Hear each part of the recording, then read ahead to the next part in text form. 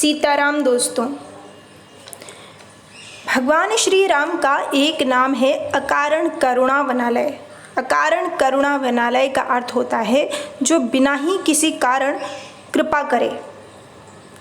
और ये बाबा तुलसी भी कह रहे हैं, कबहु करी करुणा नर देहि, देत ईस बिनु हे तुसनेहि। कि प्रभु इतने दयालु हैं, बिना ही कारण स्नेह करने वाले ईश्वर कभी विरले ही दया करके जीव को मनुष्य शरीर देते हैं।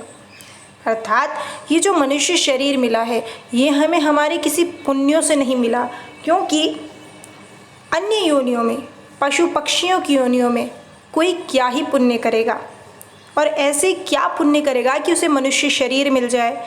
लेकिन ये तो भगवान की कृपा होती है, प्रभु को दया आती है और वे दया करके जीव को मनुष्य शरीर देते हैं।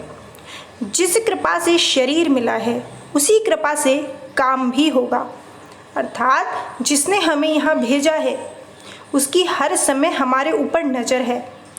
बस कृपा का भरोसा रखो, उन पर विश्वास रखो, उनकी कृपा को देखते हुए पुकारो। भगवान की कृपा से सब काम ठीक हो जाएगा। जिसे इस बात का विश्वास है वो अपने जीवन में कभी दुखी नहीं रहता, क्योंकि उसे ये विश्वास होता है कि मेरे साथ एक ऐसे सच्चे साथी हैं जो मेरे लिए कुछ भी असंभव को संभव कर सकते हैं। कठिन से कठिन काम भी भगवान की कृपा से सुगम हो जाता है, असंभव भी संभव हो जाता है। ये बात मैं नहीं कह रही, ये बात तो बाबा तुलसी कह रहे हैं। तापर प्रभु कछु अगम नहीं, जा पर तुम अनुकूल, तब प्रभाव बड़बान लही, जारी सकई खलु तूल। हे प्रभु, जिस पर आप अनुकूल हो जाते हैं, जिस पर आप कृपा की दृष्टि से देख लेते हैं, उसके लिए इस संसार में कुछ भी अगम नहीं है, कुछ भी कठिन नहीं है, क्योंकि आपकी कृपा से असंभव भी संभव हो जाता है। जैसे कि रुई जो स्वयं बहुत जल्दी जल जाने वाली है, लेकिन वो आपकी कृपा से बड़वानल को भी जला सकती है। अर्थात जिसके ऊपर भगवान की कृपा हो जाती है उसके जीवन में कठिन से कठिन कार्य भी सुगम हो जाते हैं। और ये बात तो भी समझ सकते हैं जिनके साथ ये अनुभव होते हैं।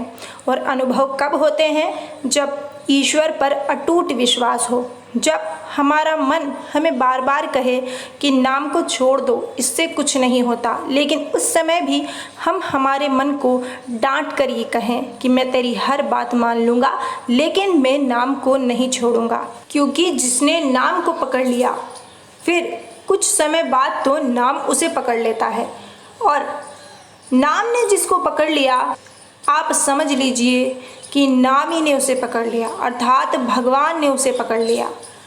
और जिसे भगवान पकड़ लें, जिसका हाथ भगवान थाम लें, उसका तो फिर कोई कुछ बिगाड़ ही नहीं सकता। लेकिन ये सब तब होता है जब जीवन में प्रतिकूल परिस्थितियों के बाद भी भगवान पर अटूट विश्वास जमा रहे, तब भी हम नाम ना छोड़ें। एक संत थे जिन्होंने अपने शिष्य को राम नाम की दीक्षा दी। अब वो जो शिष्य थे वे 18 साल तक राम नाम का जप कर रहे थे।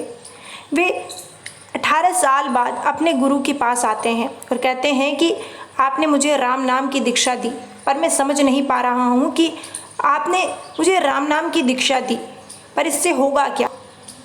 तब वे जो संत थे उन्होंने कहा कि आज से तुम्हें हम अपनी सौगंध देते हैं, तुम 24 घंटे तक नाम नहीं लोगे, नाम जप नहीं करोगे। अब वो शिष्य गुरु के चरणों में प्रणाम करके चल देता है।